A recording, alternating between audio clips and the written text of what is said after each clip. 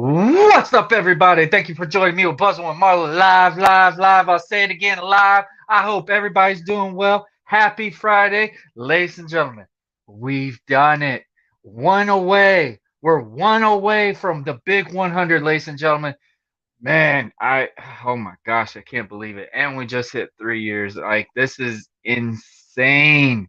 We hit this podcast and it's so crazy just how much it's grown just from beginning to end. Like, I literally done this to help people because of COVID, and it was just like I needed something to entertain myself because I couldn't watch anything really on TV that was new. And who would have thought me doing a video podcast? And not only that, like, we're like all over people's radios, phones, Spotify, all this stuff. Like, it's crazy. Also, guys, let's also reference that. If you haven't, guys, if you're new to the channel, make sure you like, share, and most importantly, subscribe to all our platforms, including these: Facebook, Twitter, LinkedIn, and Instagram. Beep, beep, beep. Also, guys, like I said, if you are interested in making a podcast, guys, check out the Anchor app. You can easily get paid for using your words. This is the app that started it all for Buzzing with Marlowe. Highly recommend if you really are not new to like technology, computers and stuff like that. If you just want to try to work on something, try something new, try out the Anchor app. You can easily record right off your phone.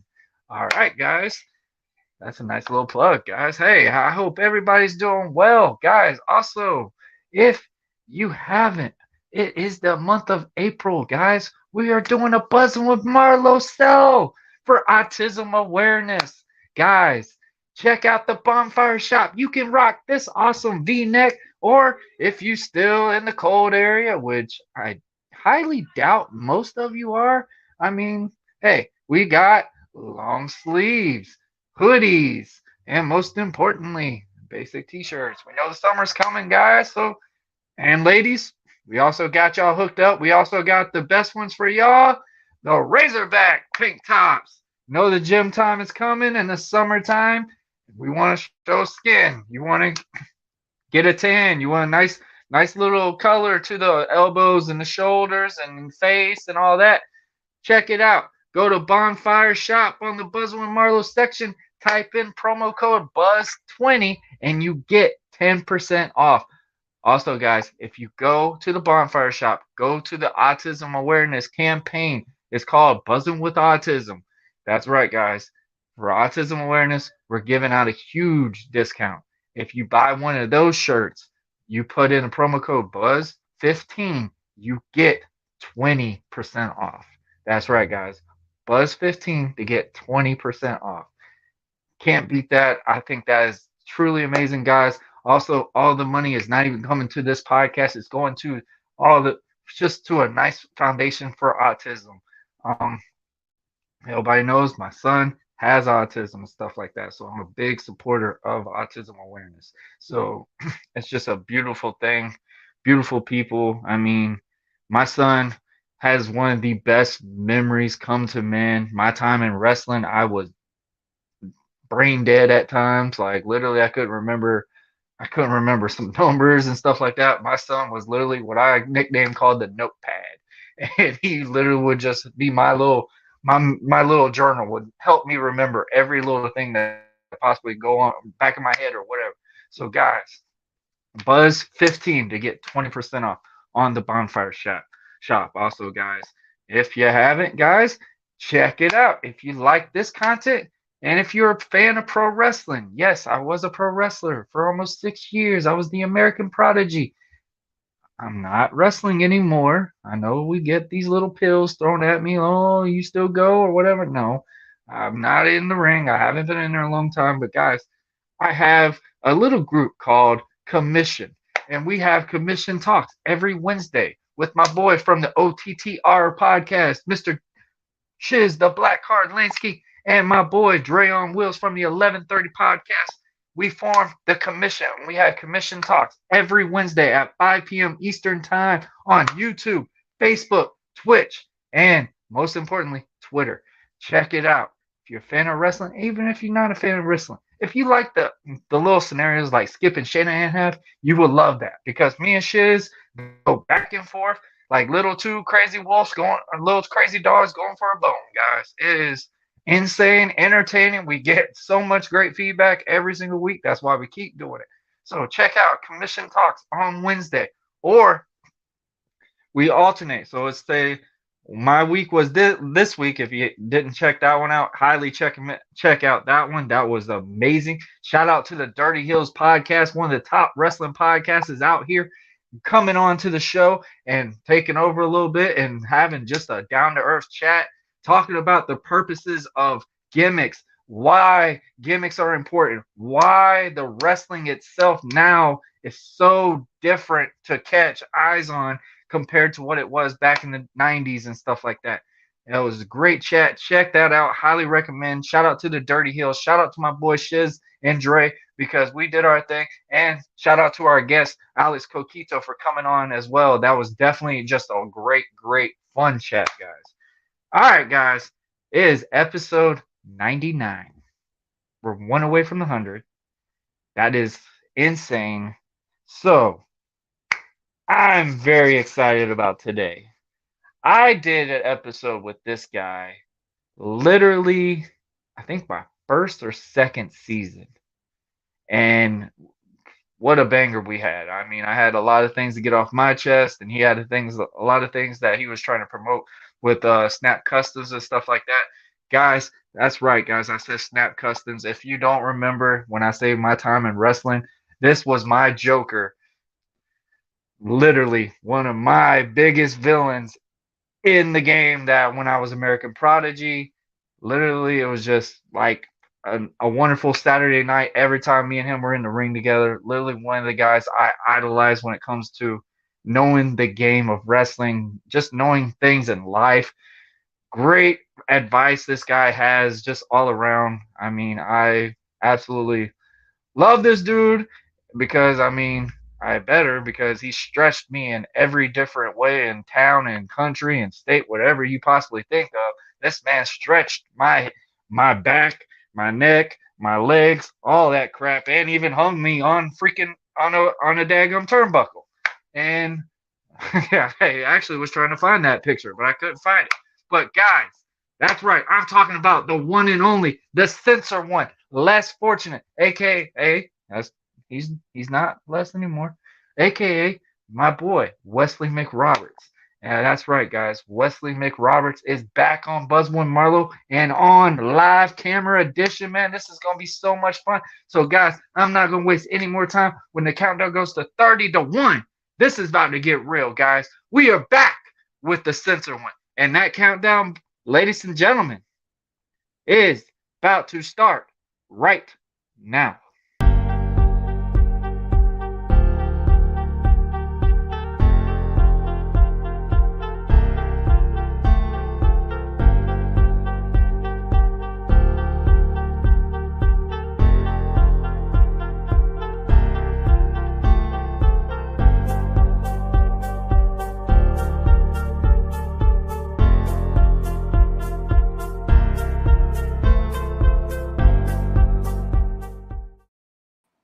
All right, he is here. Ladies and gentlemen, this man still looks the same. I freaking met him like 7 years ago. It's freaking insane. My boy, Wesley, how you doing, man? What's up, man? I don't age. I'm a vampire, I think. I'm I've good, wondered brother. it. How you doing, I've man? wondered it, man. I'm doing well, man. I'm doing well. How in the world have you been, man? Oh man, it has been an adventure.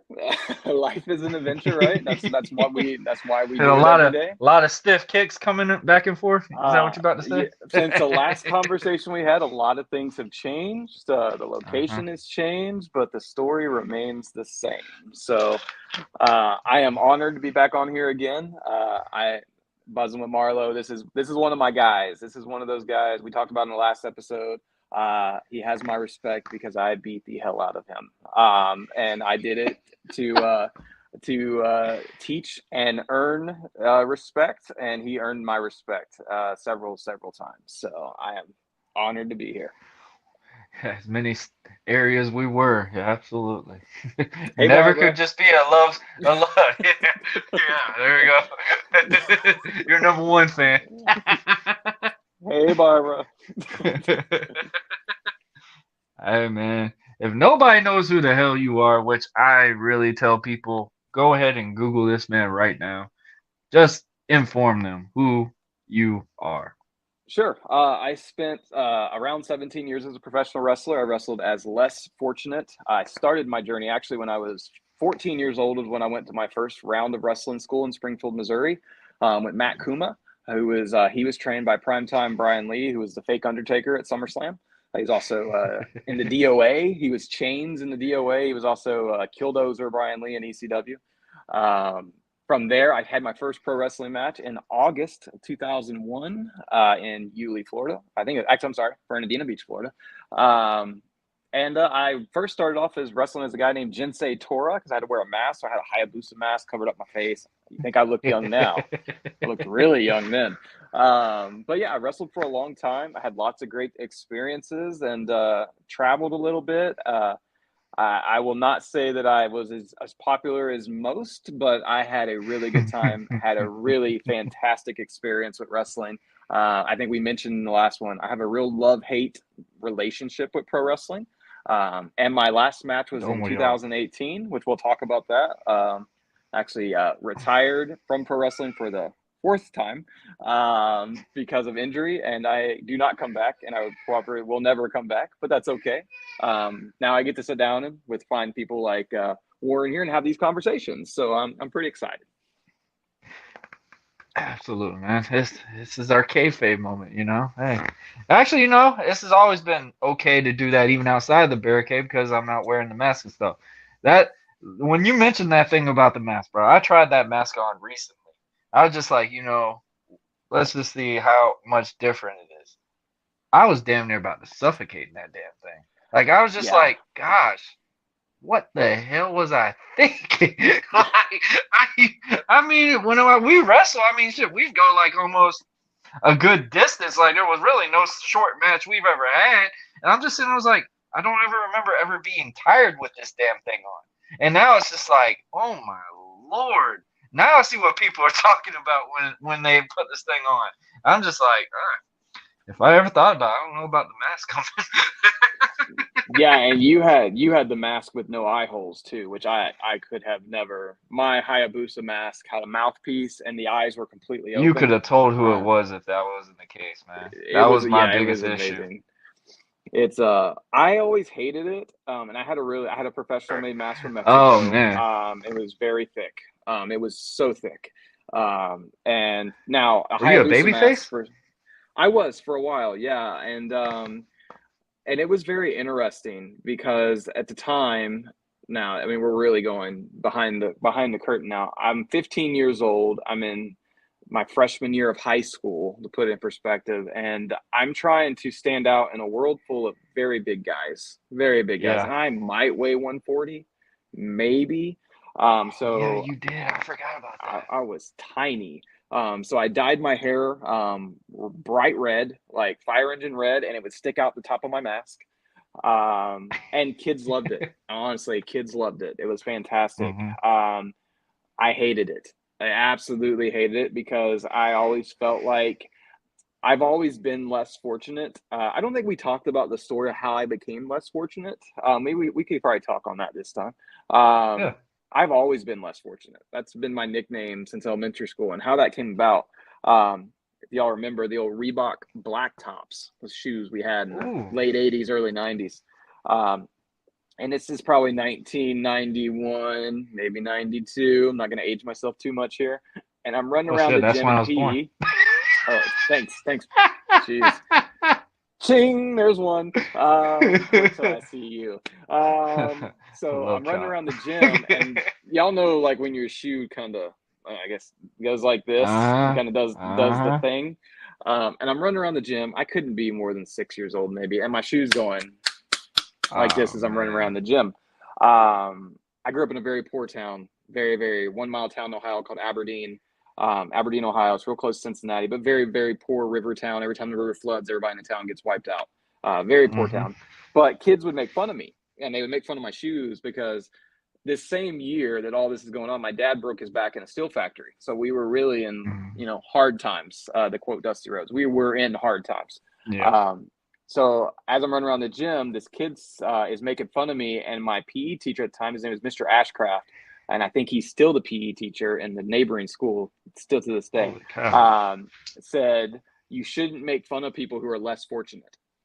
And then the mean kids started calling me less fortunate because my name is actually Wesley. So less, they would put it together. Yeah. And from that point on, I was less fortunate, and I lived it. I accepted it. It was mine. So when they put me under a mask and made me pretend to be Japanese, with my blue eyes showing, that works well. There was a part of me that always knew that there's going to come a day where I was a huge Raven fan. I loved Raven. He was probably my favorite pro wrestler. I was a huge Spike Dudley fan, who the guy at Train Me How to Wrestle also trained with Spike Dudley for a little bit. So I mixed Raven and Spike Dudley, and that was less fortunate. I don't think everybody put that together early on. When you met me, not so much. It was more I was mimicking Just Incredible more there. That's where I was going. I thought you were a Just Incredible fan for the longest time. I was a remember you used to huge quote Just him Incredible all the fan. time. Yeah, huge. He not necessarily his WWE stuff, but his ECW stuff was beautiful. Him and Steve Corino, I'm a huge, as you know, I had that match with Kobe, Steve's son. Had so much respect for Steve Corino, and some of the stuff him and Just Incredible did was and Just Incredible versus Jerry Lynn. That was my stuff. That's what I was about to say. That was the match I really liked, was Just Incredible versus Jerry Lynn.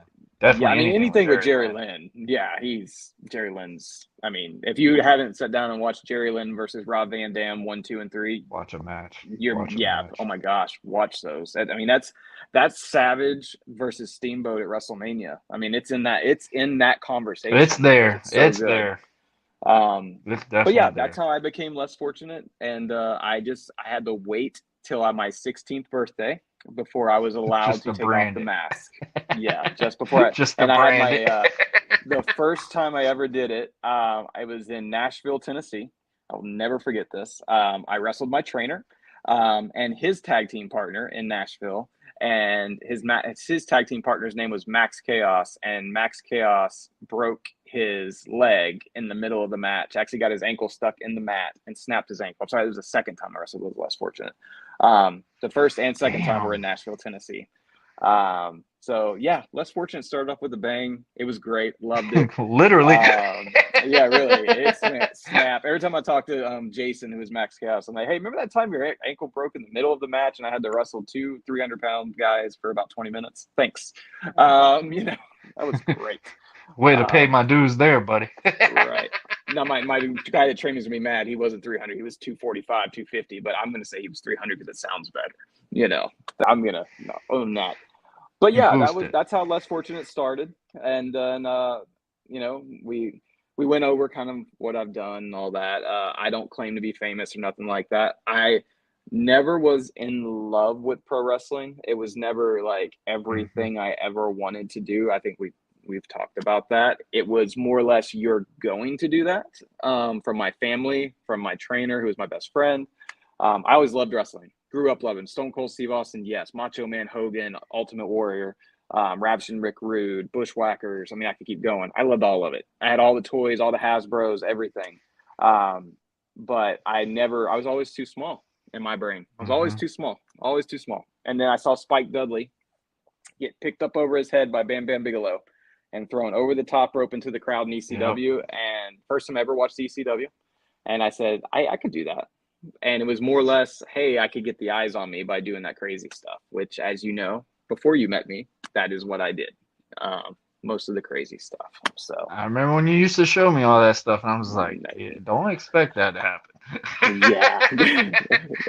I remember that rubbed you the wrong way when I would sit here and look at you and go, I'm worried about you. And I'm like, I don't know if we're going to do that. And I remember the one spot. What was the one that you really were pissed about? Was it Sunset Bomb? Was it Sunset Bomb? No, we actually did that one. You finally got me to do that. Oh yeah, I got you. But the one that you wanted me to do, the Nobody Home. What was it? Gosh, I can't remember what it was. I think it was like an elbow drop or something. I can't remember what. No, the tarantula into the corner. I meant to the ropes. The Oh yeah, running that hurts. tarantula. Yeah, it You hurts. were pissed that I would not take that, and then you went and did it to Chris Henry. Oh yeah, and that I love Chris Henry. I hope he listens to this. Chris Henry was he was my Definitely match put on right some after I muscle wrestled. now. Oh man, yeah, I love Chris Henry. He's so I wrestled him after I wrestled Kobe Carino, and for a lot of us, so if we're gonna are we gonna shoot a little bit? I can shoot a little bit if we need to. Bro, it's my podcast. Have fun. So they had booked Eric Moore, our good buddy, against Steve Carino, and I got the phone call from Brooks, the promoter of Sunbelt, and he said, "Hey, Steve is wrestling Eric. I love that match, but I need somebody to wrestle his son Kobe." And he's like, "There's nobody else I want to do that but you." And I was nervous. I was scared because at that point, you and I were working all the time, really against each other. At time, you were very, very green. So I was leading all the matches. We weren't doing anything too crazy. We were just getting through it and having fun matches. Um, Kobe Carino comes in. Now, this is a kid that's been trained by Steve Carino. He's wrestled Rich Swann. He's wrestled like our good Mhm, friend John Davis. He's wrestled um, Cedric Alexander. All these guys that are currently in 205 Live at the time, Kobe's mhm. wrestled them. And I'm like, can I keep up with the kid that's 20 years younger than me and or 15 years younger than me? And his dad is like literally one of my favorite wrestlers and Steve Carino. Like, and it was one of those things. And there was a lot of haters. There was a lot of people who was like, oh yeah, Les can't keep up. He's not any good. Da, da, da. Myself and Kobe went out and stole the damn show. And Yep. it was a 50-50. So Was it the Wild Adventure show, going wasn't it? yeah, that was the second time, but the first one was the second. We need to talk about that. That second one was that was an adventure. So Literally. that was an adventure. But yeah, we did this show, and then that was the Sun Belt Southern Heritage title that I didn't know was going to happen. They said the winner of this is Yep. going to be the Southern Heritage champion, and then the very next show was Chris Henry. I'd never wrestled Chris Henry. I'd never seen Chris Henry. So I watched some of his stuff online. I'm like, holy shit. Like, this guy is equally as good, if not better, and he's faster. Chris Hmm. Henry is a lightning bolt. He is ridiculously fast. And I didn't have any nerves, though. There was nothing. Like, it was just like, well, if I can do this with that guy, more guys saying You you can't can, keep yeah. up with Chris Henry. You can't do it. Yeah, you're not good enough. You're not this or that. You're not John Davis. You're not any of these guys, and I never claimed to be. Um, I kept up. I held my own, and we had a really, really solid match. Probably my favorite match I've ever had. Besides Jake Slater was my all-time favorite match. Rest in peace, sir. Um, but that is a close second. And that's where we did the running tarantula, and it was ridiculous. Like, if you guys get a chance to check that out on YouTube, Less Fortunate Wrestling Top Moves. When I hit Chris Henry with that in the swinging DDT, I thought I killed him. I mean, it was ridiculous. But that's a good worker, right? When he makes it look like he got killed, And like y'all didn't Rob go Van over Dam that at taking that all either. DDT, Y'all didn't all go we over that said or anything. all we said was bend over. You're taking a code red through the ropes, and I'm gonna hold on I before you go remember over the ropes. he Like, was just excited. don't You cripple were me. just like, should I be Code red worried? over the ropes. Like, he said, over the Just ropes. I grab him. I said, got you. I got you. Just don't let your legs go over the ropes. Which Bro, I happened when remember Johnny me and you Romano tried was. that damn move. Me and you both found a way to fall out of the damn ring. I would Yeah, trip over the that's a hard rope. one. Yeah, Like it's we were just like, yeah, this no, this is not to this one. Yeah, so if for those of you who have never seen a tarantula, it is a code It red is. through the ropes. I tangle you in the ropes and then grab your I still legs don't under see the anybody else ropes. doing it. I still don't see The only anybody person doing it I've yet. ever seen do it was Tajiri in ECW, but he never did a running one. It was always That's out what of I the was gonna say. pistol. Not a running one. Yeah, the running, I created that, far as I know. I've never Hey, seen anybody else do it like that, so I'm pretty sure I created it. Now, somebody's going to comment, well, you didn't see Yoshi somebody in Japan. Okay, maybe, but as far as I know, I in the created it. '40s, you Right? never, Yeah. you can't beat anything You nowadays. you're not watching the right film.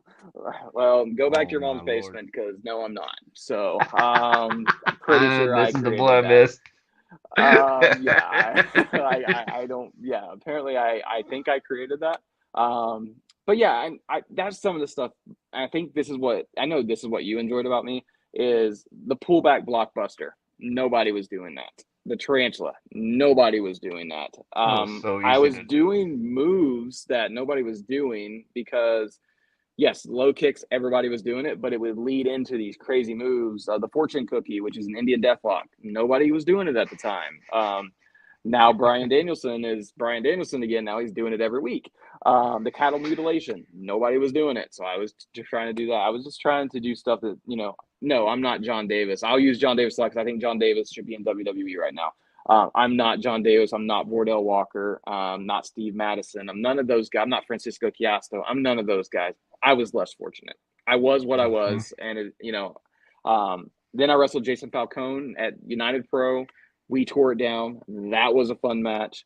I really felt like I had there for a good 8 months, the strongest run of my 17 years in wrestling. Yeah. And when I tore my hip up, which you were actually at the original show when I hurt myself, it was Abbeville against Logan and Skylark. That was the Oh, the leg original, drop. which is the very beginning. I mean, really, when I came back, that was my second match back. I did the leg drop, and we were in that really bad ring.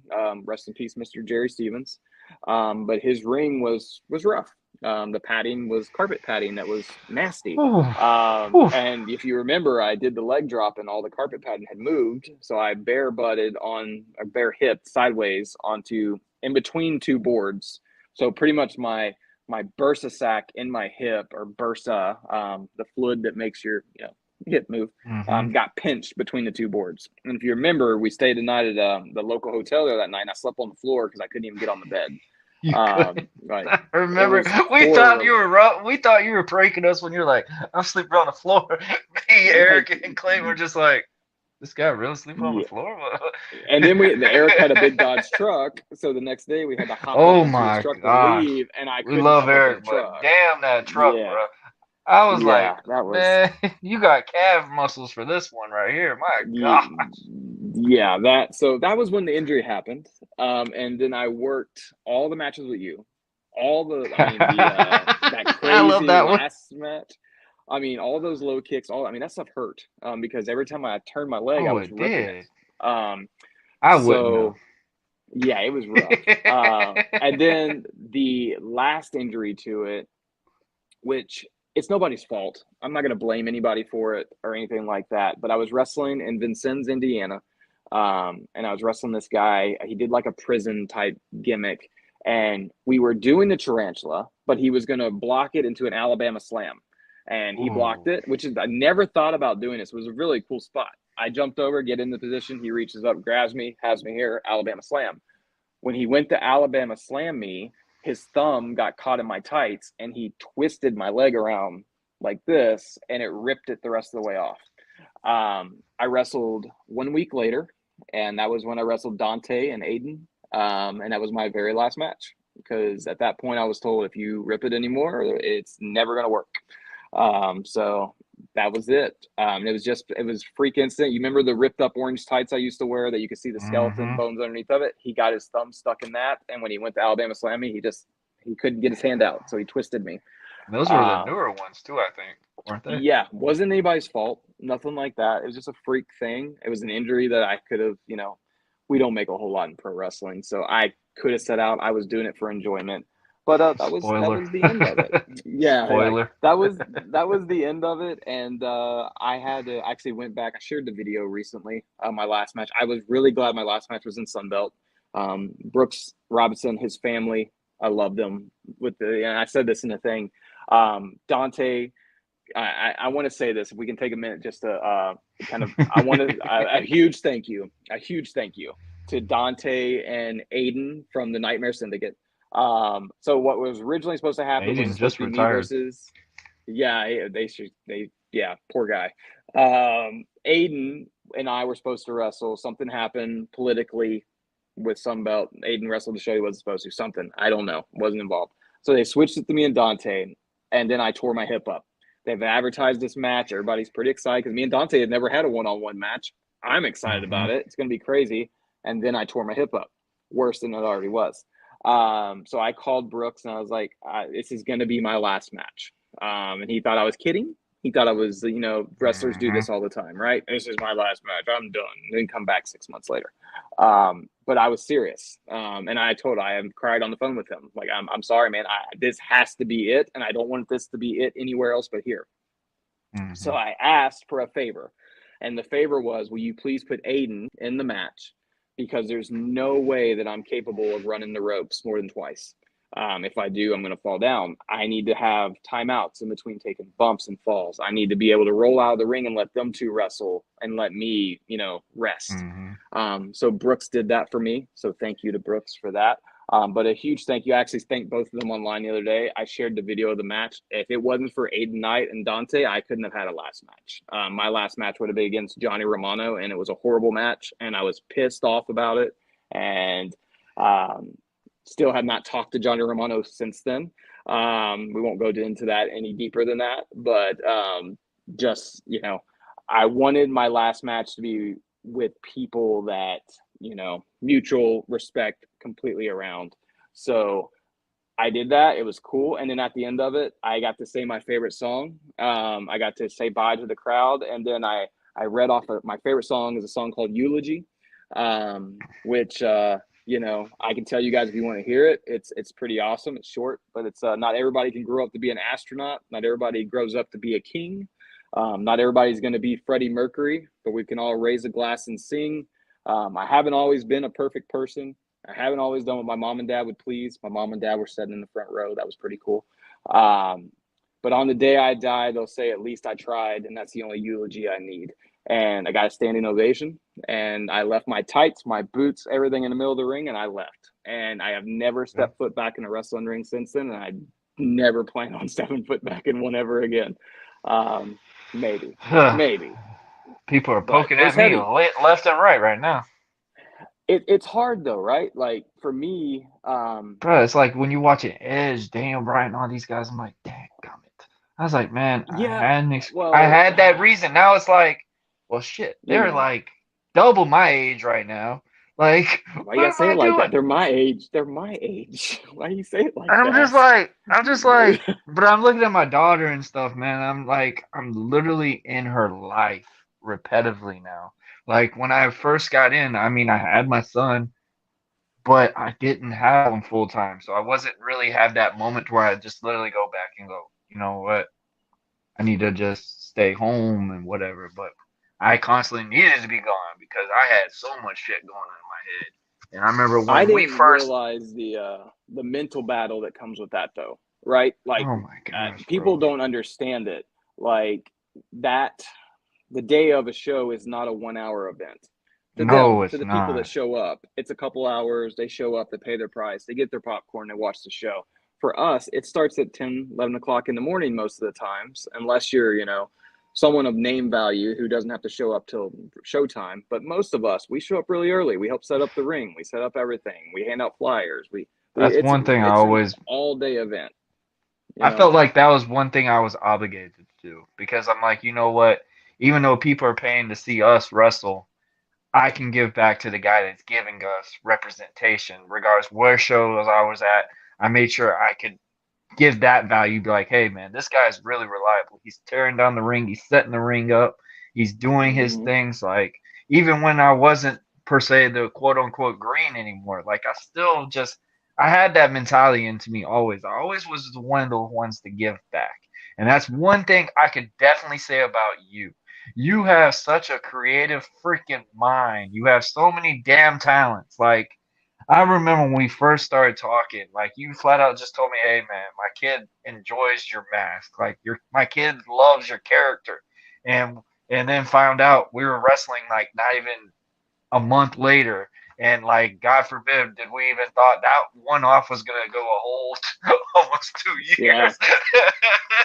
It was fun though. Like we got really close with each other after those matches, and like we had to. I mean, shit, we're basically giving each other so much vulnerability together.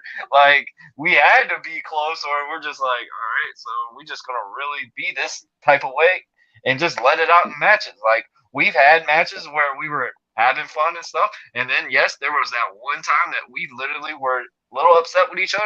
That was actually one of our best matches because we literally just lashed out on both each other. Like I will say, you're the reason why I started actually hitting a lot rougher, and then I'm sorry, Logan. He had to wrestle me the following week, and he goes, "Oh my gosh, you're stiff, kid. Like, slow Yeah, yeah. Don't let Uncle Les get in there with you, right? Yeah. down." So yeah. But they So were like good, for man. me, it's so then for me too, there's a disconnect there, and the disconnect comes now. Wrestling's done, so this is 17 years of my life. Now there's been some gaps in there where I took a year off or so. So I would say legitimately probably 14 years maybe, Hmm. but never solid because I got hurt, tore my Achilles, hurt my neck, stuff happened. But then I got home, and so the first month wasn't so bad. Uh, Hmm. month off, that's normal. Cool. 2 months, not so bad. 3 months, okay, this sucks. Four Starting to months, wear okay, down. where am I going? I'm starting to set still. 5 months, what the hell's going on? 6 months, Snap Customs is starting to fail. I created action figures. I'm so distracted. Personal life's falling apart. 7 months, wrestling is now a thing of the past. We're getting into 8 months, 9 months, 10 months, a year. Wrestling's gone. It's never going to come back. Um, I start, reaching out to old wrestling buddies. Shout out to Richie Wires, Preston Paradise. He's one of those guys that no matter what time I reach out, he's always there. Preston Paradise, I love you, brother. He runs Spinebuster Championship Wrestling now, a company that I helped begin in the very beginning when Jody Peterman took over promoting there in Valdosta. Love Richie to death. He is a fantastic guy, whether people think so or not. He is fantastic. Love him. He's a big brother to me. Um, Hmm. but around this same time is when I found out in my personal life that I had my wife was being unfaithful. I found out that my job that I had thought was going to be my business that was amazing, that was going to turn into this big conglomerate, that I was failing at because I was so distracted. I couldn't get everything done. Sorry to anybody I let down at that. I'm sorry. I did action figure solid for 5 years. Wore myself out. Got to the point where I couldn't even pick up a paintbrush. It was, hey, there's a good one. Put all my heart and soul into these things. I wanted it to feel like you were actually, in that box made by Mattel. Like I put my heart and soul in that, but then that started to fail. And so for me, there was this year of I can't physically do what I want to do anymore. My marriage is failing. I'm trying to save it. It ain't helping. Folks, never cheat on your spouse. That's what I never have. I will never do anything like that, but I'm just saying, don't ever do that. It's the worst thing you could possibly do to a human. So I have that in my mind. I have, as a man, and I'm sure you have this. I know talking about your son to you, we have these conversations. We take pride in taking care of our families. We take pride in our Hmm. kids looking at us and going, that's my dad, and nothing will happen to me if I'm with him. And I got to the point where I was so disrespected. I was so people I'd reach out to who didn't mean to do it.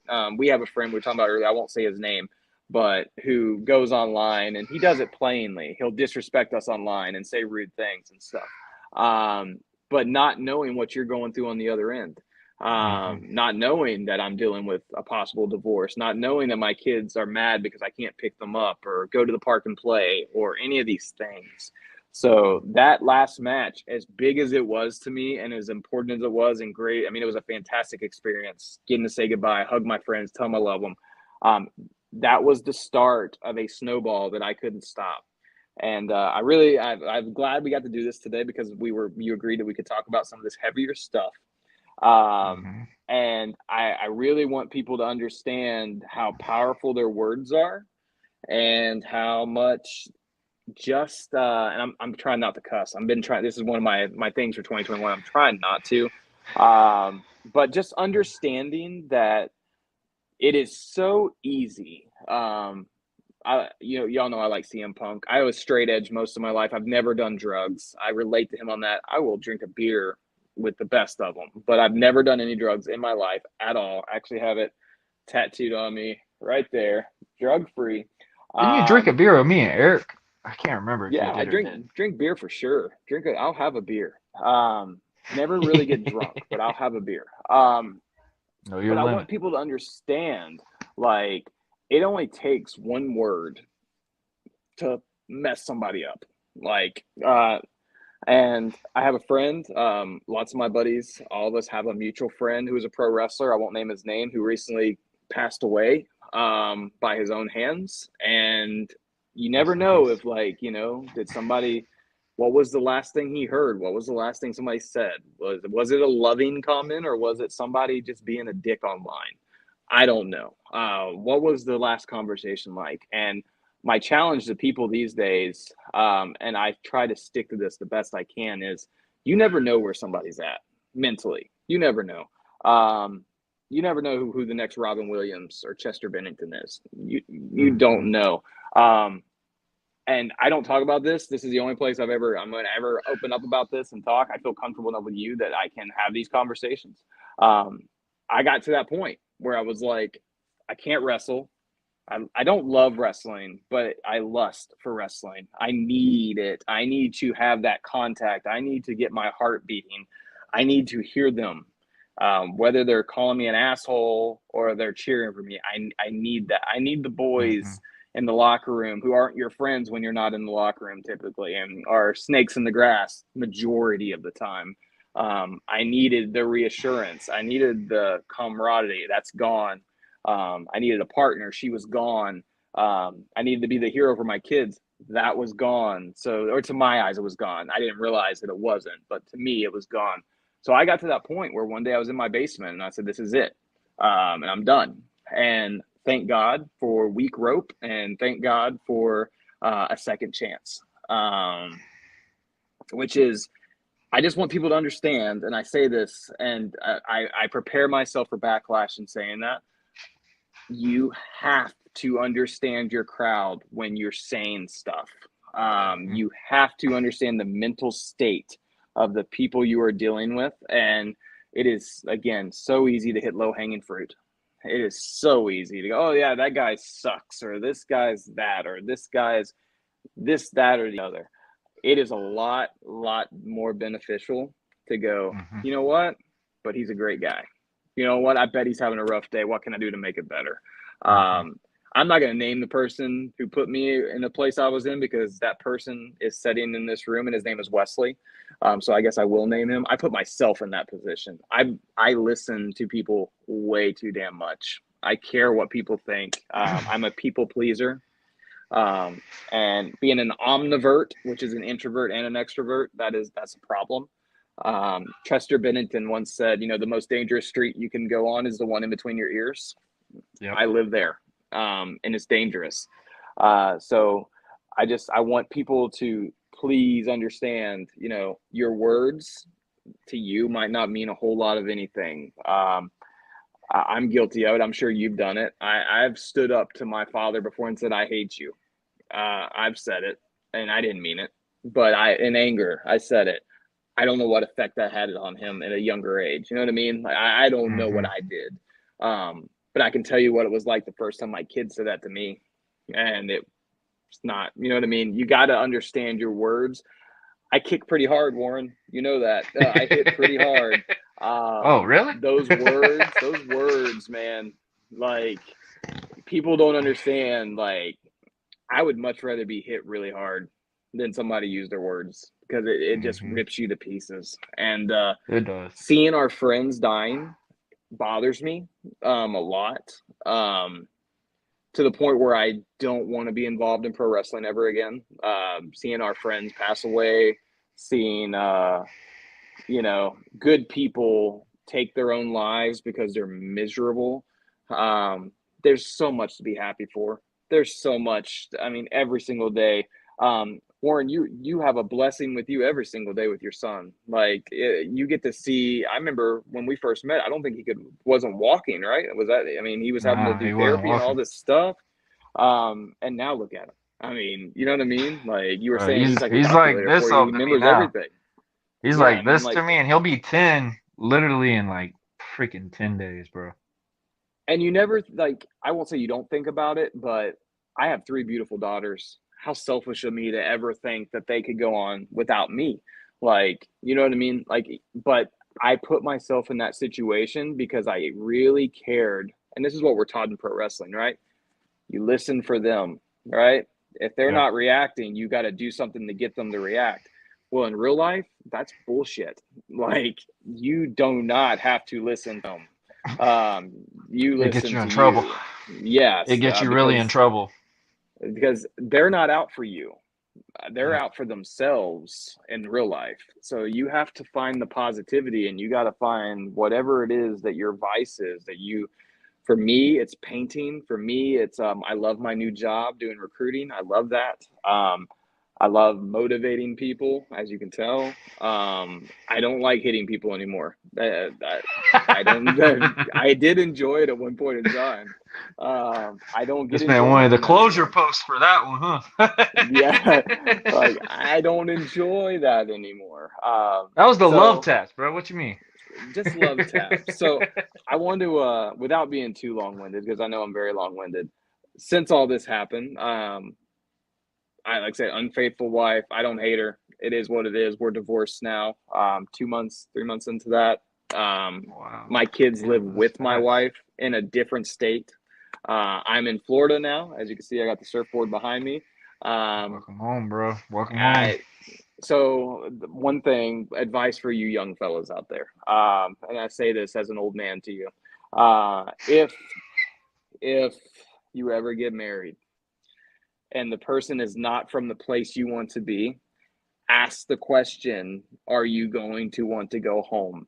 Because putting a surfer in the middle of Illinois is not a good combination. And I'm home now. This is home. I'm excited. My girls will be down here in a few months for the summer. Life is so much better. Don't stay in toxic relationships. Don't be with people that hate you or say nasty Hmm. things to you. You and Find me both, somebody bro. who lifts you up. It is really easy to tear somebody down. I've done it. I'm guilty of it. I'm guilty of it every single day. I still do it to this day, but it's so much more fulfilling to say, I picked you up. You know what I mean? Huge shout out to Eric Moore. My day, I drove overnight to get here about 2 months ago now. He called me, talked to me for about 2.5 hours to keep me awake while I was driving here. That's a good brother, right? Warren has reached out numerous times since all this happened. Actually, I owe him an action figure because it got lost in the mail in between the time of me leaving the house. Um, like it's wild that the friends I have are a You small see, I don't circle. really ask about it because I know Yeah, you're going it's through a lot, bro. Like literally, which I've we, been there. I, it just I've been there, sucks. man. I've been there, especially with the kids ordeal, bro. Like I just realizing now, Matthew's about to turn 10, and luckily he knows I'm there. But I mean, everybody on this podcast knows if you're new, I don't have my son full time. Um, my son was taken from me very randomly when he was 3. Actually, completely two. He was 3 when I got him back. Right before Christmas, literally right before Christmas, one of the hardest years I've ever had in my life, and him taken from me, go to an apartment that I'm paying for his mom and him to live in, thinking, okay, we're not together, but I'm paying for her to live there because she has my son. He has his therapies and stuff like that over there. So I'm thinking I'm doing my part. And might I add, people, I'm still working at a warehouse. Like literally, I'm coming fresh out of college, playing college basketball. Left that to be a father, to be there for my kids, and at that time for her, which I really resented her through the whole time. I I will flat out say we weren't even together when Matthew was born. Like we tried to make this work. Like how you said about faithfulness, man. I've heard so much rumors. I've seen her phone that I paid a phone bill and seen that there was text message after text message, and I tried to fake it in front of my mom and everybody else that we were doing well. I mean, my wife now knew of this situation. One reason why me and her never even talked at that time, because she thought me and you know who were together. And I've told them all the time, like, I was never with her. When Matthew was born, we were living together because I didn't go from a separation from families. My parents raised me and my sister very well, regardless of Hey, what Barbara. stuff happened. Yeah, man, that's a warrior, man. My I mom, love my Barbara. mom has went through hell and back, and she's one reason why I took a stop. And you know what? Maybe wrestling is not everything for me anymore because my health was really bad, bro. Like, I'm starting to get concussions. I was showing you the matches, and you were like, bro, you're doing good, but you gotta pick your bumps. Like, you gotta pick those spots you're doing. And you even told me, and when I was earlier in, he was like, you're gonna be really good, but literally you're gonna start going crazy, and you're gonna almost feel like me pretty soon. And I brushed upon it. I didn't believe it. I mean, I'm young at that time. I'm thinking, you know what? I'm gonna go balls out and do whatever I can do to get WWE or whatever we're gonna go. And now you were right. Like, literally, I got hurt by doing just a simple full Nelson slam in a match with a pretty nice name at an IWE show, and literally the rest was history. Like, I just couldn't do anymore. My neck was so stiff for 4 days not being able to do this. That freaked me out because my mom had that same issue when she was 16, and I was a baby at that. I was 3 years old, having to make sure my mom's okay with a neck injury at 3, 4, 5. The list goes on because my dad wasn't home because he was in the military. That's one reason why I stayed with my son's mom to be in his life, because I did not want that at all, ever. Like, I would done anything to do, as much as I hate the ordeal about me going into the Navy or going into the military, which I have nothing against the military. I was just in a military household. I didn't want it for my child. And Sure. now my son's about to turn 10. I'm looking at him like, did I do anything better than what my dad did to me? Like, did I do anything that really what I resented my dad for so long? Like, me and my dad had a very hard relationship for a long ass time.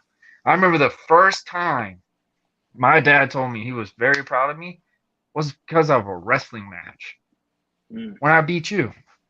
My first wrestling Hey. match, the first match we did. And I mean, we stole the damn show before the bull rope, whatever. But literally, we stole that damn show from the first match. The first time me and you ever really wrestled one on one each other. And that's the first time my dad ever told me he was proud of me. The That's awesome, first man. time, from basketball, everything that I've done. Like, I've tried to do everything to appreciate, to get this man to literally say, wow, you did an amazing job. Because my dad was so hard on me, which now to this day, I'm happy about it because I don't have emotions, and I blame that on wrestling sometimes. But now I'm getting to that point. It's just like when it goes about my son, and you know this well, very well now, is it's like a trigger point. Like, Oh, it watch it, is. watch It what you is. And say. yeah, especially when you're missing things. And I've Exactly, bro. And never been away. So for me yeah, now, um, how old are they I, now? I have Fallon, who is 5. Tegan just turned 8, and Oh Kinsey my is going to turn gosh, 10 here soon. I've that's never been right. away. Yeah. I've been with them since birth. I actually left my old full-time job 5 or 6 years ago when Fallon was born, my third daughter, to be a full-time Mm-hmm. dad. Yep. Because I missed so much at work, like first steps, first like daycare, got all that, and I hated it. So this is the first time I've ever been away. But Mm-hmm. you know what? Technology is wonderful.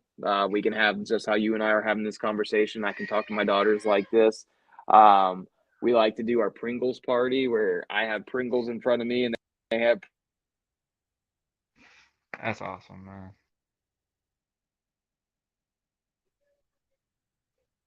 It's one of those things where it's hard because I live my life of a way of positivity. I'm going to do what I can for people to keep them happy.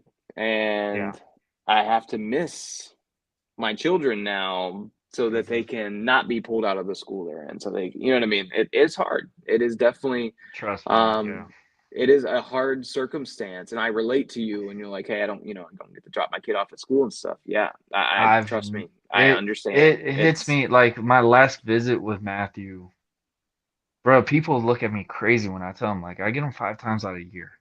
And Yeah. with him being special needs and stuff, it's even tougher, but like because it's just like, man, it hurts so bad because it's like I sit there and resent myself at times because I'm sitting there, I'm like, did I do something wrong? Did I do something this? Because now Matthew's at this age where he's understanding this stuff. He's going to school and he's looking at me going, Daddy, why do I have two mommies? Why do I have two daddies? And Mhm. and it's just like I can't answer it. And I never want to tell him the reason why we're apart. And that's one hard pill for me because I love that woman to death in that other room because she's done put up with a lot of stuff with me from the wrestling time. I mean, she is a trophy wife right now. Like, I should not be married at all because I refused it for the longest time. And I remember actually her first match, bro, believe it or not, was when we wrestled at Stampede. Was it? That Oh, I was the thought it was first time, Abby. and Was that it was not Matthew's Abby? first one too. That was Oh, that's Matthew's right. first one, my dad's, and my wife's first one to ever see live. Gotcha. And like, it's just crazy, like how much everything has changed because I used to be at that point, man. Like I tell people all the time, like I didn't go in a basement or anything because I was at my mom's house. Like I'm I'm back in with my mom. Like I'm driving a damn minivan and shit like this. Like this was I'm like only 23, 22 years old. And I'm like, what am I doing with myself? I was just playing college basketball. I was at FAU. I'm doing this. Like, why am I here? What is Hmm. my purpose? I don't know where my son is. I don't know what's going on. And then when I got to that courtroom, that's what really got me the worst. When I had to go to the court and get paperwork basically to say I'm my son's father. And regardless of what was your birth certificate or whatever, that was the pinpoint I had to do. And going in there thinking we're going to get 50-50 or something, that she's going to have to move closer back because she just left without anything. With us being not married, that she had every right to. Hmm. But Yep. if it was me, that's kidnapping. Yep. And that's one thing that pissed me off more because when I went in that courtroom, the judge questioned everything she said. Everything. Didn't question one word from me. And gave me anger management, which that pissed me off. I Which still is to what this day pissed off that about anger management. bruh no like the reason why I got a reaction in the courtroom is because I found out her and her boyfriend at the time, the guy that she's with now, I'm not gonna say the name, but he was in a high speed chase with my son in the car with Oh them my in it, not gosh, even a week before. that's So crazy. yeah, I'm going to jump up out of the seat, kind of like That's for that's a sure. shock to me. Like my son's not even three, not even fully three yet, and he's in a car with some mad person, and I'm just like, why would you Yeah. put your child into this predicament? Like I used to say, yeah, me and her weren't great ever. Really, we're not great. Like we were high school sweethearts, and that literally vanished after high school. After she graduated high school, we literally were deteriorating since that time. And it's really my fault more than anything. She was like my real serious first girlfriend, like for me to actually be in a relationship with and stuff like that. And it got to a point it was just like I look at it and I go back, I'm like, you know what? Do I regret this? Do I look at this and would I have changed this? And I'm like, honestly, no. But the only thing I would change is just been in my son's life more. Like, if me and Samantha weren't together, like, I probably would have moved to Georgia, even though the work ordeal is not the greatest in that Hmm. area at all. And the job I have now, like, I give them so much props. I mean, they work me to death for 3 days a week, but they've put up with so much with me. I shouldn't even be working there anymore because of that time. Like I really thought I should have been fired like 5 times from that job from missing work. Um, the reason why I started going back to work, one of my bosses came to my apartment and put a foot in my ass and said, "Look, all you can do is sit here and be sad. You being busy and stuff like this, life moves on. It Shit does. will come That is back the together. best Shit will advice come back anybody could together." ever get. And Yeah, shout out to my boy G West, like literally, like he came that's a and good changed dude. everything for me. Like that's the reason why I'm still at this place because now, I mean, I've been there almost 10 years now. Godly, 10 years at And a warehouse, then work 3 days a week now. I work Saturday, Sunday, Monday, and I'm off Friday, Tuesday through Friday. So I get to be home with Belle all the time now, and like I get to see her grow, and it's crazy. Like this is my second child, but it's like this is really like my first to raise. Like my daughter's 3 now, and now it's just like and my wife and I mean we've had our troubles. I mean, what couple hasn't? But the main troubles is regarding because of Matthew's situation because it's like we don't get all the time to talk to him. So when he's here, I get him. Like I only get to FaceTime him maybe once or twice whenever his mom finally looks at the phone and be like, "Hey, you want to talk to Matthew today?" I'm like, "Yeah, it's been like 5 weeks." Absolutely. Like it's just these mhm. things that really just hit me hard and I just keep going like, man, stay true to what I've been saying from day one. Shit happens, but things get better. I mean, I look back every time and I look at the pictures of my wedding and stuff like that. That shouldn't even happen because that moment when I had that courtroom and the judge says you're a great human being, but you're not meant to have your son full time. Like literally the judge told me this. Literally told me this. My mom was so worried for me and I got him for 2 days, but I had to go all the way there, 8 hours there and 8 hours back, 16 hours in a car, and just to get him for like a day and a half, basically, because that first day is basically gone. And it Mhm. was just like when I had to take him back, and I mean, the one thing that helped me when I got to hug him, he knew exactly who I was. Like for a Yep. young age, I'm sitting there thinking like, man, he's gonna forget about me. He's not gonna know who I am. And I mean, it was hard for him to realize my dad and stuff like that, like the other people. But he jumped straight into my arms and he couldn't even walk yet, bro. Crawled to me on concrete just because he was so excited.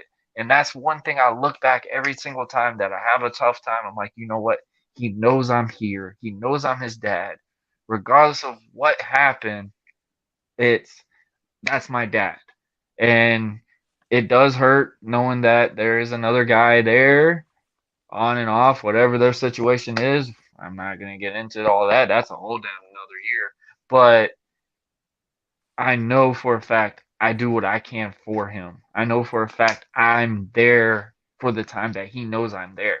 And it sucks now because he's at those times when he's FaceTiming me. He's like, he's not even that excited anymore because he's just like, eh. And it hurts me because I'm like, I know he's mad that I'm not there all the time. Like now, Matthew's picked up since Space Jam, he's so big on LeBron James now. And now he loves AJ Styles. Like literally after that Boneyard match that Undertaker and them did, Mhm. AJ's the heel. We're thinking he likes Undertaker. No, he loves AJ Styles. He completely disowned John Cena. Like it's all AJ Styles now. So, and Space Jam comes on and he's all about basketball and he knows I was very good at basketball. So he asks me all the time, he's like, Daddy, I want you to teach me how to play. Like, can you come up here to teach me how to play? Like, I've been working hard at the playground. And I'm like, I wish I could, buddy. I wish I could. And it's Mhm. just like, it sucks not being able to tell me, yes, I can go. Yes, I can do this for you. And, bro, for like a month and a half, I'm pretty sure everybody started telling, like, the way I was feeling on episodes, like, all these episodes have been pre recorded for a while because my emotions were super high. Like, I couldn't do a certain episode. I remember one episode I did with a motivational speaker, I damn near broke down just because it was that moment. I'm just like, I had to lose my Yep. vulnerability. Like, I had to prove, like, hey, I'm a human being. I mean, when I look at it now, I'm like, when I do these podcasts, I'm very vulnerable to people. Right. I'm showing stuff that's going in my life, regardless if you're just seeing a wall or a couch or whatever. You're seeing stuff that is in my life cycle. And when I look at it, I'm like, damn, am I kind of like in like a web reality show? Like, what is this? Like, I'm looking It back does at it, feel it's like like that sitting at there thinking times. like that. But it's Yeah. like, it's just crazy, bro. Like, since I've been doing this, I mean, you've been very supportive with this. Like, you've made that American Prodigy logo that I've sold hell of amount of merch shit on. Um, my son was so proud just when he finally when he got that action figure. Oh my gosh! And I didn't even ask you about that. That's one thing I do have so much respect for you. Like, you came over and said, bro, I'm really making action figures now. Your character would be so much more over if you could get one because you thought about my son. Because I think it Yep. was around it was either around Christmas or something like I think it that. was And I around mean, Christmas. you spent a hell of an amount of time putting that thing together. I can only imagine how much it took to put that star just on that one little head and stuff Mm. like that. Like, Mm. it's just insane, the work. And the way I say, bro, you are so damn creative, and it hurts to know that you went through that because out of all the people in wrestling, we've had our times, like we've said it numerous times.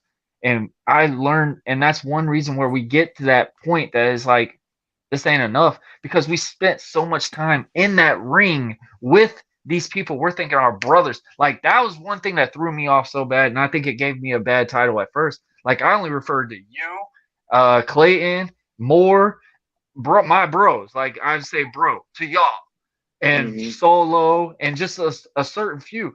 But that was a big reference in wrestling. Like, when I left that territory for a while, like, everybody's calling me a brother and brother, and I'm just like, hey man, nice to meet you. Like, Mm-hmm. that rubbed them the wrong way because I'm just like, bro, it's a serious thing to me to call you that. Because Yep. if I'm not here anymore, I want to still have that moment to where I could reach out to you and be like, hey, we could have a very long conversation. Not be like, hey man, you left us, screw off. Like, Yep. that is how stuff is in wrestling. Like, we're not gonna shoot the bridge on this. Like, it is kind of like that. You see people, it's like you never left them. But when you're not there anymore, It's like you you never you don't existed. really you don't have a value anymore. That's Yep. really what it was. And I love how you said you were comfortable when you first left because, bro, I wasn't at all, bro. I was at a very good high peak at my moment. Like, I was finally getting out of the territories that certainly, and you pushed it for so long that I needed it to go, and I was enjoying every bit of it, but the plane was not helping. And then Mm-hmm. when I had to go to that fucking doctor and he told me that shit, I was so mad. And of course, I had to have Samantha with me, and that even made it worse. So it was just like, yeah, I got to because I was like, my dad even told me, he's like, man, you're gonna end up like your mom if you keep this up. And I mean, I was doing all those hippy dippy shit. Like, it was happening. I came up with one spot. I was like, hey, I'm gonna do a crossbody, move out of the freaking way, and you're gonna spirit the living daylights out of me. I want you to flung my ass out the other way. Like, I mean, I got a lot of respect for it, but like I say on commission talks, and I do get a little bit of heat when I say this, watch your bumps. Do it when it's meaningful, stuff like that. This is why we're talking about it because you got two guys that lived for those fucking adrenaline moments. And now we're not doing it anymore. I mean, bro, I mean, it made I call life you a harder. fucking legend, bro. It does make it hard, but I sit here and tell you, if there's any wrestling podcast that asks me about who should they interview and stuff, I always put your name in that category because I appreciate it. you knew this shit from the back then to wherever we went, bro. You took care of me. Like, there was times that we didn't want to go because I mean we wrestled like 7 in like 3 or 4 weeks back to back. Of course, there was that one time you were just like, I gotta get somebody new. I gotta get somebody new. And it's just like, but it got us so much more to grow. And I remember Mm-hmm. we wrestled really old school, and I think that was one thing you did appreciate. Like, yeah, you did have some crazy little bumps and waves, one especially when we did a sunset bomb, and you had your But moment. And you it thought, hey, was this I could much. do Yeah. this, and we both went the wrong way on that one. But it was Yeah, just that like was awesome. those little moments. We knew we could always have each other's back. And then one reason why I started this podcast was when COVID hit. I mean, the main guys that ever hit me up about anything was you, Eric, I mean, Proc, Jay, Sam. I mean, Hold My Beer Hansen. Out of anyone, I didn't even really know him that much, and he reached out to me repetitively, and so much props to him right now. He is killing it in this game right now. Mhm. Tyson, uh, which we used to call Jackson, if anybody knows, but Tyson Maddox. He's changed his name like 50 times, but he's going to be in the big leagues pretty soon, so it doesn't even matter. But literally, it's like those little amount of guys. I'll even refer to Logan. I mean, definitely Logan. Logan reached out to me from day one, and that's one reason why I made my final match with him because one, it was the junior heavyweight title. I never knew that was going to be Jerry Stevens, the last show that I got to do with him on, Mhm. and I just had so much respect. I mean, the lineup we had. I mean, we were like Alex Kane's third match ever. Like that's insane. Like Right. that was crazy to me. Like those moments is just something I lived for. And when I first walked out of it, bro, it was not easy for me. Like I used to always have that mask on the site with me. I'm like, hey, I think they know who I am, and go slip the mask on instantly, and then go take a picture and then put it on Instagram. Like I live for that shit. Now it's just like how we see my logo and everything now. It's not American Prodigy anymore. This is definitely mine. This is my Yep. product now. I'm not living off of that coattail anymore, which I loved every time with American Prodigy, but it put me at a rough time. I And will say, like, like for me, the I don't watch wrestling much anymore because I can't. I have PTSD from it. It's bad. it's crazy nowadays, But bro. like every time you see Logan wrestle, every time you see Logan wrestle, he's wearing a pair of wrestling tights that I gave him. I gave him like 6 different pairs of wrestling tights that are all rainbow colored and different, and I gave him all those. So that's a win I for me. love Logan. I love him. Whenever you went to Sunbelt and you would see, he's changed his name so many times. Frank Vowdy. When I had my last match, I gave him my kick pads. So every time you see him wrestle and he's got kick pads on, that's a piece of me in that ring. My ripped up tights, I gave those to Stunt Marshall. He actually wrestled like 2 or 3 matches after my retirement with my He's tights on to killing say it, less man. fortunate on the side. That's a piece of me. Um, every time you got to see Dante in the ring, yeah, we only had one match together, but in trainings, helping him as much as I could. Like, not saying I have any claim to his success, but there's a part of me there. Every time you see Effie, there is a part of me there because me and Effie trained Shout in out a to field Effie, in the man. middle of uh, oh my gosh, Swanee, with a guy named White Trash Fred. Effie has never been formally trained as a wrestler, so I went out and just showed him some very basic things. I don't ask Effie for anything. Taylor's one of my very best friends. I love And him. He's a yet very he sweet is guy. headlining with Matt Cardona and stuff now. I'm It just is saying, like he just insane. wrestled Jeff Jarrett, all this stuff. That's a little piece That of is me. You know what I mean? insane, man. I will own that. If I get 1% of that, that's awesome. Um, there is The hot dog. there's yeah, give me my hot dog and my damn handshake. I have so many of those. Um, and then I have memories. Like I do, my brain is fuzzed up real bad from head injuries. But I have really great memories with Kevin Contrell. I have really great memories with Lance Alante. I have bad memories too, but I have really great ones. I have really great memories with Blaine Rage. Riding in the car with Blaine Rage is the best time you will ever have if you like impressions.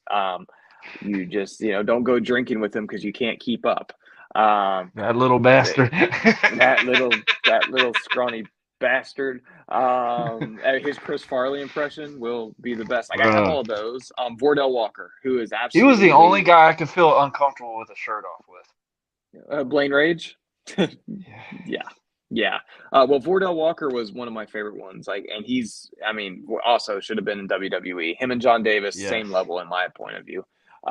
But we used to drive his Olds 88 from Orlando all the way to Valdosta with 5 gallons of water in the back of his car because it overheated all the way there. And he is Vordell's one of he's one of those guys, you know what I mean? He reaches out to me, he goes, "How's your mental health today? How is that Hmm. going? Let me tell you about what's going on with me. You tell me what's going on with you because we both have anxiety real bad." John Davis, damn you, John Davis. I can send him a message, and he can lecture me for a good 10 minutes, and I could go tear down a mountain. I love these guys, but I have all these great memories. Bones the Cutthroat. I never talk about Bones the Cutthroat. He runs his own wrestling show now called Local. I think it's either Local Pro Wrestling or Local Championship Wrestling, out of Orlando, Florida. All the time. Just recently, hey Wes, you gonna come down to the show? Come hang out. You don't have to wrestle. Just come out. Come hang out. He's one of the guys that helped make me as good as I was. Like I have all these great memories, but in that same sense, I have a lot of those memories of, like with you, nobody knew what was going on with you. Me and Eric had, you sprinkled some information out, but you're a very quiet guy. So now looking back on it, I go, how many times did somebody jab you? You know what I mean? And we maybe we picked you up and didn't know it. Maybe we didn't and we needed to. But what would happen if we would have lost Warren? What would have happened if American Prodigy didn't show up the next day and it was because somebody poked him the wrong way while he was in a bad day? That's why I encourage people. Like, you never know. I think for our generation, Robin Williams was the one that got all of us. You would have never thought that Robin Williams would have killed himself. You would have never, that would have never crossed your mind, because everybody's, he's so happy, he's so funny. Yeah, he was just really good at hiding his pain. So you never know what somebody's going through. I can tell, like, talking about your kids make you emotional. Talking about my kids make me emotional.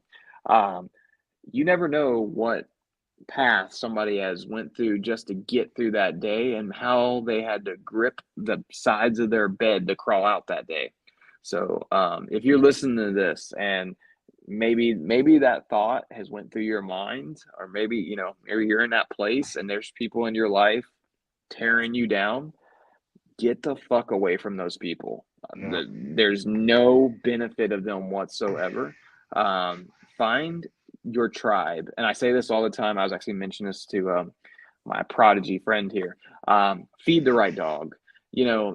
Don't invite people onto your bus that don't bring something to it. If they're not giving you positive energy and building you up, get them the fuck off your bus. They don't need to be on it. You need people who are saying, you're great, you're amazing, you're going to do great things, because ain't nobody who's great or amazing got there by themselves. Somebody else pulled them up to be great and amazing.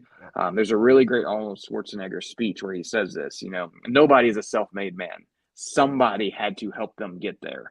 So nobody's better than anybody. Nobody should be able to talk down to you. But you know what? We can all build each other up. I can tell you all day, I am not the greatest pro wrestler in the world. I will take all the praise in the world for it. I will tell you, I'm not great by no means. But I did help everyone I got in the ring with. I did my best to keep them safe. Nobody never made it out alive, or dead. Nobody ever died. Warren was close. I will give you literally gave me my first fucking knockout. I remember that one. And we were just watching, what was it? The Sami Zayn and Kevin Owens match, where they were doing that spot where they were sitting there holding and smacking. So we were doing the exhaustion spot, and you got carried away. And you hit with your elbow. No, it was your elbow. I looked at it, I said, I know I'm out. And I remember when you got on that top rope, the referee's just sitting there looking at me. He's like, he dead? Like, he's hell of a sell. Like, no, it's Duval. That's right. Duval was sitting there. Was like, bro, you were selling great. Hey, you gotta wake up though. It's stop selling. And I'm just sitting there like bust out. Literally this, like, I literally look up and you just jump out of the top rope. And I don't even remember what that spot was after that. Like, I remember I blacked out when we did the rock bottom part. I do give you respect for that, because everybody knows I was a big Rock fan, and I knew for a fact I jumped. I bookered it. I definitely bookered it, because I couldn't even remember what was going on. Like, we were dead tired. Like, we went way over the time that we were supposed to go, and that was their fault for putting us at that number, first of all. But they knew that was going to go that way. But literally, it's just crazy, because like how people, like, I knew for a fact when I first got into wrestling, I knew I wasn't going to be like The Rock. I'm not that big. I mean, I have a great build. I had a good look. I mean, in boots, tights, and everything, I could look close to like that Finn Balor look, whatever. Like, people used to hate it sometimes. Everybody You used look to the part. hate how I look. You out of all people, because you're just like, man, I thought I was looking good, and then I see you took your shirt off, and it's just like, Yeah, it doesn't matter. It doesn't matter how many days I work out the chest. It ain't doing nothing. He was just like, can you wrestle in a tank top today? Like, literally, like, Yeah. come Can on. you put your shirt back on? Like, just put your damn shirt back on. Moore This is used to get so mad. disrespectful. We would work out all the time. Like, he could double all the weight that I had, and he lift his chest up. He's like, where are they at? Like, well, I was like, he's like, what do you do? He's like, come on, like, stop. Like, I need that, but you need this part. Like, he would have to have something to make him feel better on that part. Like, he's got, I got the top part. You don't got the top part, but right here, it's just not even fair. Like, just those little things, and I miss that boy to death. Like, Eric was a true brother in the ring, and I'm so proud of what he's doing now. Like, for him being He in could law irk you enforcement and so bad, everything, though. bro. Oh my God, could he irk Bruh, you, dude? There were nobody so could get many under my days. skin as bad as he could. Like, It was a game to literally, him too. Like it was it when we were was. tag teaming. It was a game. Like it Oh was my like gosh, bro. He would find something to chuckle about every single time. Oh my Lord, he would find the littlest thing and he'd just be like, that sucks I for you. I remember I'm one day big. I Who you I mad at? called the wrestling promoter where we were training. I'm not gonna say the person's name, but I called him. I said, I ain't ever fucking training with that little asshole again. And he was like, well, who? And I'm like, Eric. He's such a dick. And he's like, you just don't get his personality. I'm like, no, I'm never training with him again. And like, literally the next day, me and Eric were best friends. Like it was just like We rode on the I vehicle, was yeah. yeah, I was so over him. But then we got put in the same car together, and I was like, oh, I get it. 4 hours, It you gotta now. you gotta bond with somebody. Yeah, I get it now. It's like that kid's a prick, man. He's arrogant. He's all this, and I realized like, no, he's just The honest. craziest Like thing it's is the craziest thing is I really couldn't stand Eric when I first started. Like, when I first got to the location, whatever, to train, Eric's just sitting in the ring, staring me down. Like, staring me down. Got his shoulders up and everything. You know how Eric is. Like, Eric had a shoulder. He was that that Rock or Stone Cold guy. And he was just sitting there just leaning on the ropes like this. And he's like, so you coming here to train, or you just coming here to clean the ring? I was like, this mother. that sounds I about was right. like, you son of a gun. And then we clicked so well. I think it was just because we were talking about, I mean, from me being in Yulee and stuff like that. And we started working out together. We started training in the ring repetitively, and he started realizing, like, dang, he's actually pretty damn good. Like, he's learning quick. I mean, shit, it took me 6 months to finally wrestle because our shows kept getting canceled every week. Like, gosh, but it helped me in a way. And the craziest thing is how, like you said with Eric, like, I went to a Bible study with him. Like, we went over to the Panera Bread over by that area, and we'd have Bible study on Wednesdays. Eric was such a different guy. Like, I'm just sitting like, if everybody could see him like this, they would absolutely love him. Yep. Not the guy in the ring. And I had to get really used to him. Like, I pictured him as kind of like the attitude like my dad. Like, it was unreal how freaking young his ass was. Like, he wasn't even 21 yet. Yep. And I'm just sitting there like, Yeah. I'm just big. I love him. He honestly, he is such a damn good person, man. He A is damn the good best father of the and stuff, best. man. Yeah, Damn good father, husband, all that, man. Uberly Major proud shout of out to him. He's one of the ones that, it is frequent that I do reach out just to tell him and Hannah. I tell both of them, like, you guys are awesome. Like, I love it.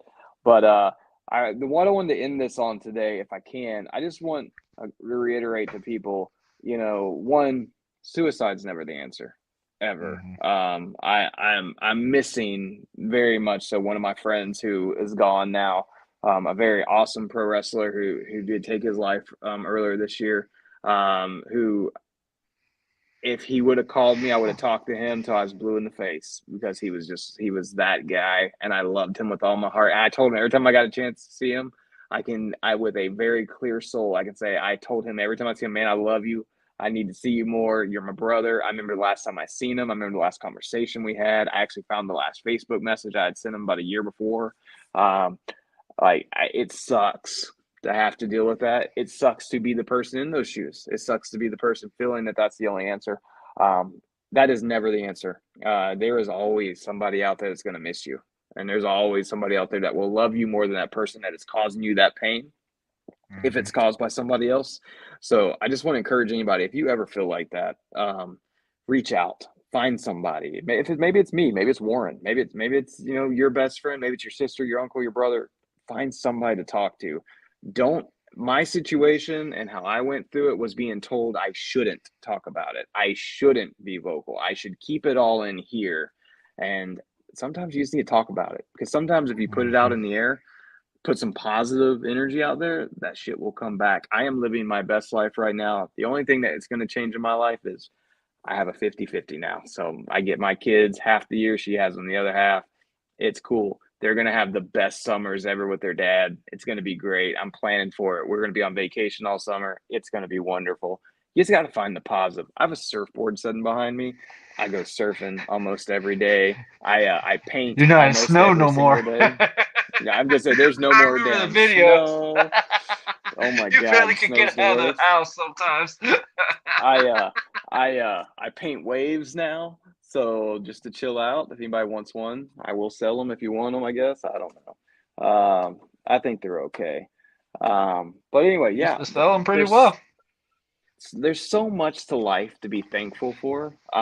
And like it's there are people out there, you're never going to escape them, that are going to we witnessed this yesterday, and I'm not going to name any names because I don't want to put any spotlight on anybody, but there are people out there that get off on you being humiliated, you being pushed down, you being like you sharing something you're proud of, and they come in. I know you get this with your podcast a lot, where these wrestlers who think they're working go online and say stuff. They just make themselves look stupid, is all they do. The best thing you can do in those situations is, one, not engage them, or two, engage them with positive energy, and it makes them feel like dicks. Never reduce yourself to these people's level. They can go make their $25 on some indie show and be a big deal with their guts hanging out over top their singlets. That's not my problem. At the end of the day, they have to look themselves in the mirror. So, you know what I mean? Just kill people with kindness, guys. Don't get in those ruts. Don't let people tear you down. I did it. And it's not good. I mean, there's literally no benefit in dwelling in it. Like, and I'm going to use my friend here as the example. He's dealing with something. He wants his kid. He wants to have all the time with his kid. If he sits around and dwells on it, nothing changes. Yep. Nothing changes. But what you're doing is you're working towards your goal, and you know what happens here in the next few years.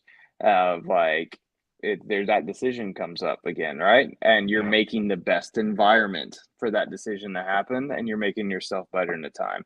And that's why God puts us here. That's our mission. That's why people like Eric are put in our lives. That's why people are like you are put into my life. That's why I'm put in your life. It's to help and make sure you can get there. Get rid of those people that don't. You know what I mean? Do not waste your energy on those people who tear you down more than they pick you up. Pro wrestling, I love pro wrestling at times. I don't love it. I'm not in love with it, but there are times I'm like, I'll use the word lust. I lust for it. The reason I don't love it is because of the sponges that exist in pro wrestling. And I call them sponges because they suck the life out of you. And the only way to get it back is to go try to squeeze it back out of them, doing the same thing they did to you. And it's not fun. It's not great. They're not your friends. They don't call when you're in the hospital, as you've witnessed. They don't check on you when you're getting a cancer screen, as I witnessed. When you're laying in a hospital with a possible broken neck, they don't call and check on you. They let you lay there. So you find your tribe. You stick with your tribe. And I found mine. It was Eric Moore. It was you. I'll throw Pedro in there. He was one of my boys. I still love Pedro to this day. We love you, Pedro. And we love you, Pedro. You're a good dude. And like Christian Walker was one of my guys for a while. Jake Slater was one of my guys for a while. Vordell Walker too. Like all the Walkers, they all love me. But just, find your tribe, find somebody positive. Don't let these assholes tear you guys down. If you get any message from this, I know I'm rambling. Find people that build you up. And I want to end this with one of my favorite quotes, and it's from Eric Thomas. I'm a huge Eric Thomas fan. I quote him at work all the time.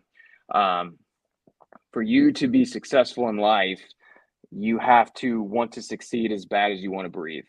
And that is when you get to the point where you're standing in a basement and you're looking at a rope saying, you know what, it would be a lot easier to do that.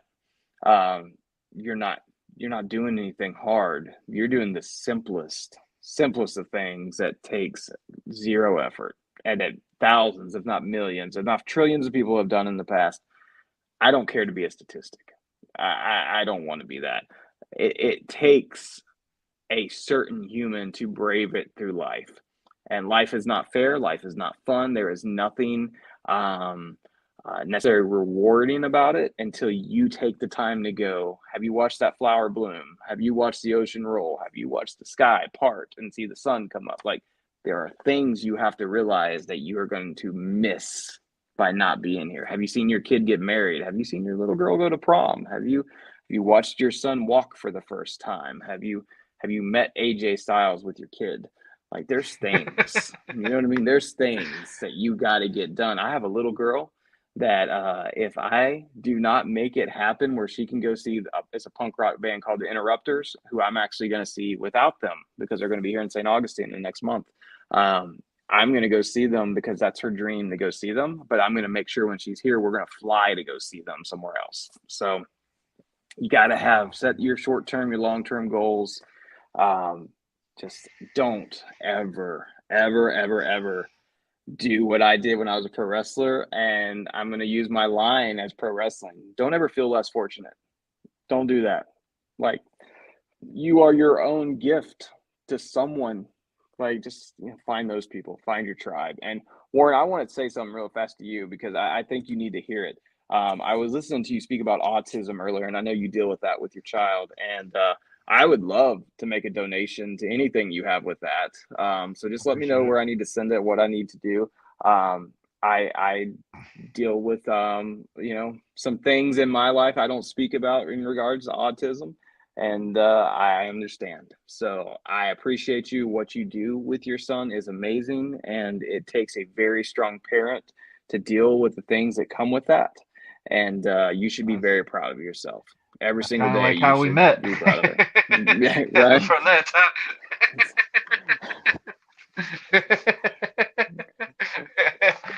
Oh my God. I watched the video back the other day. I watched the video back the other day of me tearing up your son's sign in Abbeville. And I was like, if I never thought I was a dick, that really just takes the There's cake. that day. There's that day. And then the worst part, my mom's ever sitting there waving it still. Like, I'm like, Mom, come on. He ripped it. Sell it. Half of your face was gone. But he drew it too. I see. And so folks, you can screw up in life and become a good person because I ripped up his son's sign. Work the gimmick. I feel horrible, but I want to thank you for your time. I would love to come back on sometime and talk about some wrestling stuff for sure. I am going to jump off here because I do got to go do a report for work now at 11:23. But thank you guys. Please tune in, like this show. Warren, American Prodigy. He is a fantastic guy. I support him. I listen to almost every one of his shows. I hope this one's a hit. But I hope the message you get from this is no matter the volume of the negativity, just turn that shit down and turn up the positivity. Man, there's so much in life to be happy about. There's so much we could get pissed off about, right? It's easy to get pissed off. Turn on the news. You'll get mad in a second. Do what I do. Don't turn it on. Yeah, YouTube Live. That's it, bro. YouTube Live, and I alienate all the little sites. My daughter has to watch Diana now all day of the week, and she learns so much from this freaking 8-year-old. And I'm sitting there, I'm just wondering, like, does their parents literally just film them to make this money all the time? I mean, Pretty much. multi-millionaire platform and stuff. And I'm like, you know what? I'd rather her watch Diana than what's going on with everything in the world right now. Like And it's you gotta be blows me smart about away. it too, right? Like pay attention to what you're watching. So if you're Oh in a yeah, yeah. negative Oh, absolutely, headspace, bro. Absolutely. She's at those part like where I see an episode where she's fighting her brother and she goes, "It's mine, it's mine." I'm like, "Oh heck, no, we ain't. nope. No, we're not." Caillou. Do you remember Caillou? Yeah. Caillou was like the worst. My kids never whined, and then they turned on Caillou. It's me. And Caillou would go, Rosie took my toys. I don't like Yep. her. And then here comes my daughter in. Tegan took my toys. I don't like her. And it's just like, I put that in the I atmosphere. feel your pain now, but you Like, had three, bro. Just with Annabelle herself right now. You literally made that reality when you said it's gonna be different when you have a girl, and I thought it was gonna be the same. Absolutely not. My daughter mm-mm. is already feeling independent, and she's only freaking 3. Like the only time she needs me to do something is she can't reach something, and it pisses her off. She has to ask me. She goes, "I need chips." Yep. I'm like, Yeah. Wait "You till want they to raise your ask you hand?" for help on homework. When they start getting to that age where they go, "Hey, can you help me with my homework?" And then they realize that you can't. And then they're like, "Oh yeah, Oh I'm already my smarter than lord. dad." Because girls are way smarter than us. Like They honestly, are, from probably man. about 8 years old, they've already surpassed It's us. insane. Like Yeah, I try it's to help my so son with his women, online you school. It's know, just like I'm like, you're learning this in what grade? yeah, like yeah, I failed algebra What? 2 5 times. Just I'm saying, like, five there's no times. way. No. Yeah. But yeah, man, this Uh, has been an absolute pleasure, bro. You are Thank more you, than man. welcome I to come on appreciate it. anytime. This is definitely meant to. This was definitely meant to happen because I mean we had a hell of a episode with audio. I think that was more of me just getting a vent fest out of there, and you've always been the best to actually bring the best out of me somehow. You're my Eric Thomas in ways, like you Hey, motivated I'll me take to it. do so much stuff. Well, you No, need I to keep mean doing what you're doing, though. You're doing. I can tell you from this interview to the first one. This is it's insane, bro. This is you're 99 so much how much episodes, advance. I and can't it's wait to hear just number crazy how much it 100. grows. Yeah, this Whew. is crazy, and dude, I'm proud of you. Someday we're all. I think we could do a live one together. We'll get together and do one. I think that'd be cool, and maybe we Way to can. way I to know it's break the hard. shoot, buddy. It's supposed to be live. I, Thank you. maybe well, I mean, like us in the same room, like together, and maybe we can like get that old cranky Eric Moore out of hibernation. He can come too. Yeah, I'd we love to gotta get talk him. police life with him. I would love to hear his day to day I as a would. police That's officer. that's one thing that I think I really appreciate with this podcast because at first my goal was to get wrestlers on here to present themselves, talk about the COVID. Hey, we're not able to wrestle. This is me. I'm doing this to keep up with the fan base and stuff like that. And it drew down real quick because I mean you can only talk about 2 wrestling companies for so long, and I'm just like, Yep. no, I'm not gonna be this group. And find out when I do commission talks, we talk about every wrestling, not just WWE and AEW. We talk about New Japan and all that. And that's one thing that we got along well with is because you were a huge fan of New Japan and Yep. Impact. And I I love really could strong never style. talk to anybody about Impact. So I Yep. absolutely enjoyed those talks with you because Eric didn't care for Impact. And it was just like, well, me and him were WWE, completely straight WWE. There was nothing else we could talk about with that. But Yep. it's been an absolute pleasure, bro. I love you. I'm proud of Thank you, you bro. for You so too. much you're doing, man. Like, I know those have to be tough. I've been through that. Luckily, I wasn't married to her in ways because I would even been crazier. But I would have my son more. That's the only thing I kick myself in the ass sometimes. But I'm like, absolutely not. That could not have been my first marriage. But think Very about all thankful the for my wins wife. too. But yeah, but think Very about the thankful for wins. what You I have the got now, best. man, because it's like we went from square one to literally our own house, our kids. My son had his own room. I could have loved to seen his reaction the first time he had his room. Like it was his room, not having to share anything. And it was just Hmm. it was those moments I live for now. Like when people ask Yep. me about, hey, the wrestling ordeal and stuff, if I do, I do. If I don't, I'm happy still because I got my kids to live for now. Like I Yep. got that's what I live for now is for my kids. And it's just a beautiful thing. And I'm very proud of you, man. You are Well, doing I a great appreciate you, my job. friend. You still look as young as I freaking met you from day one. It's insane. I I still had to got it shave too. you. Huh? Still got it too. It's still there. Oh, I've I seen the mean, pictures. I've seen the I'm pictures. It's getting about to there. come. I'm telling. You I trying run to? 4 miles every day, which is that's big with a busted hip, guys. I mean, that's That not easy. is. I run 4 miles every day with a busted I hip. run I enough go to with the flag gym every football. That's morning. it for me. Yeah, I mean, I'm in the gym every morning. I'm lifting. Right now, Very proud of I you. have a bad elbow too, as you remember. I busted that up too. But it's a small victory, but like curls and stuff, I'm up to 40 pounds and I'm okay. Which is big for having a busted elbow. 40-pound curls are not easy. And then like I do brain crushers now at 45s, which is big for me. That's a lot. Normally I was like 25s and Still doing the 30s. old So school routines. It looks like. yeah, I have to because I can't do I can't actually do a belt like Yeah, yeah, a bar because my elbow yeah. locks up. But yeah, I mean, I still do my shrugs and everything. I was actually doing 50-pound shrugs this morning. So I mean, these are to some people not big victories, but for me, these are huge victories because Yeah. for a year or so, I couldn't lift 20 pounds.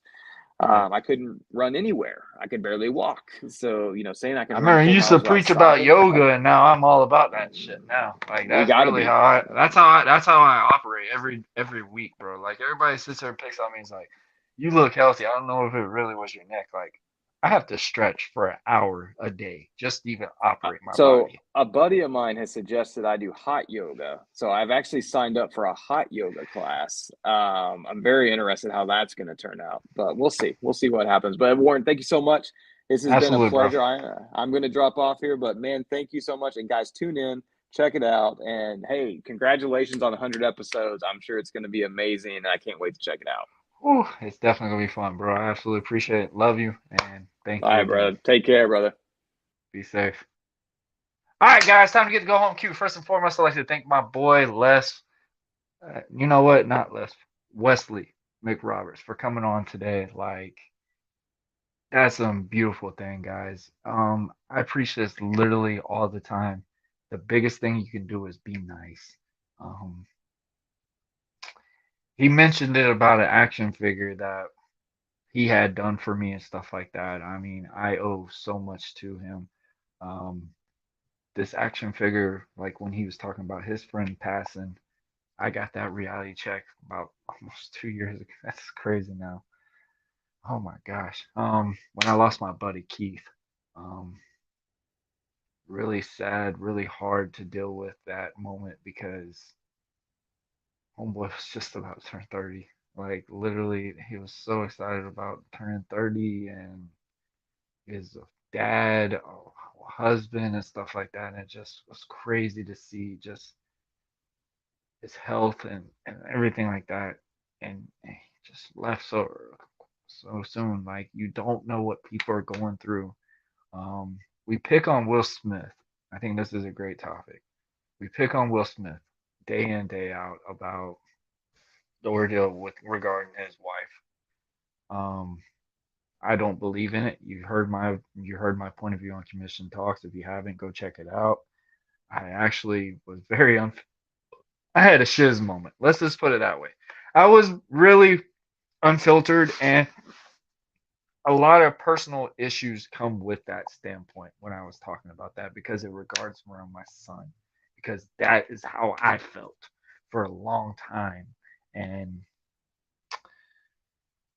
I don't really praise a lot of celebrities and stuff. I mean, the only one I really praise, idolize is The Rock because I just love the values, the life values that he brings in each and every day. He knows that he's came from the bottom and he never forgot where he came from where he is now. Literally, I live my day as I believe I'm the hardest worker in the room. I believe it every single day, guys. Like I believe I have to strive to my fullest potential, the stuff that I believe is so important to me. Being a dad, being a husband, doing this podcast, like it's those things I live for now, guys. Like I literally live for these. It's been an absolute pleasure to share my life with y'all. Absolute pleasure having the guests that I've had on. Like I give all the praise to everyone who's ever done anything regarding to Buzzing with Marlowe. Um, and a big thing I very value is the autism thing because we are in the month of April and autism awareness. It's a very big thing for me because I mean it's not a disability, guys. It's not. And stuff I go with Matthew, it's tough at times, especially when you see an autistic kid really have a panic attack. It's kind of like when your wife or your loved one or whatever when they first go in labor with a child and you know that long existent time for that child to be able to arrive. Like your wife is going through all these pains, your loved one, your significant other is going through all these pains, and you can't do nothing. That's how that feels. So I literally want to do anything I can do to help the next person, the next child, the next family that has to witness something like that. Because these funds go into family that can go. My main focus to do is to help pay bills for people that have stuff like that. And I'm never I'm never that one to sit here and say, "Hey, donate me money to build something." I don't do it. I literally say, "Hey, if you want to buy something off my shop, wear one of these awesome merch, go ahead and do it." But I'm not pushing you to do it because I'm doing this to give back moment because I want to give back to what y'all have done for me, what I've done for this episodes, these podcasts every single week. Um, I put a lot of effort into these. Like you see all these little crazy upgrades. Like it's just because I got straight creativity wise, and I owe a lot to my boy Wes because Wes actually made this logo that we have now. He made this American Prodigy one that I had. Let me show that one to y'all. Like he made all these possibilities. Like he made this look right here. Like and the banners and all the stuff that he's done. And also, guys, like you don't like it's just it's crazy. Like literally, when we talk about mental health and stuff like that, it's a big deal, and it's really harder for the male aspect. I get it. It's hard for females too. I'm never gonna sit here and doubt that part, but it's really hard on the male aspect. Like I've lived in a household that was literally, hey, suck it up. It gets better, whatever. Like I felt that for the longest time, and I was okay with that. I believed it for so long, but when I had that thing with my son, and like I've had these moments still, because it doesn't get necessarily 100 times better, but you make what you can out of it, and that's something that I've learned to deal with. And like I said, he's about to turn 10. Um, I'm looking so forward that he gets to come home. I'm getting to have an early birthday with him, and I want to make that the best day as much as I can for him. Um, we literally show as much love and support we can with him. I mean, it's a tough time when he is here because I have to literally take him to go see every single body, family, friends, everything, so they can see him. Especially when it's around the times that he's only here for a week or two. It's I'm literally taking him every single day somewhere, and then I gotta take him to special activities like for him to go trampoline or something like that, just so he can have a little bit of fun, especially with his sister. And it's just a beautiful thing that happens, man. And I know I've been babbling on and rambling, but I want to really thank Wes for coming on today. It was definitely a great chat, great time. This is the first time he's been very open to situations that he has been having, and I'm very proud of him for all the stuff that he has done now because he's really changing it up. I'm very proud of him. Um, Shout out to everybody that I've ever been able to be in the ring with, share anything with, regardless of basketball, football. especially football. I love my flag football boys. Y'all all know y'all my fam. I literally say that today when I call them my fam. Um, those guys are always there for me, every single one of them, and I love every single one of them. Um, it's just a beautiful thing. Shout out to my wife, my mom, my family, my wife's family, all of them. Like literally, y'all don't know how much y'all really do mean to me. And it's most important than all y'all guys. Guys, I know I've been a little sappy and stuff, but if you were new to the channel, I hope you enjoyed this. I hope you got great messages out of it, had a good time. Also, guys, if you are new, make sure you most importantly like, share, and most importantly, subscribe to all our channels: Facebook, YouTube Live, Twitter, and most importantly, YouTube. And of course, guys, we got a good portion of these right here. Follow them all on at the Buzzing with Marlowe, or at Buzzing with, and most importantly, the real Buzzing with Marlowe on Facebook page. And if you want, guys, the link is below. You can go on our group page on Buzzing with Marlowe, where you can catch all our live content every single week, every single Friday, every single week, guys. This has been another great episode. This is episode 99. We are one away, guys. Just stay tuned. You don't know what you're going to miss. I'm looking so forward to it. It's going to be so much fun, guys. Next week, we're going to have a bunch of shout out videos um, just from all my past guests, podcasters, wrestlers, YouTubers. Um, it's going to be crazy. I'm looking so forward to it. So, guys, thank y'all.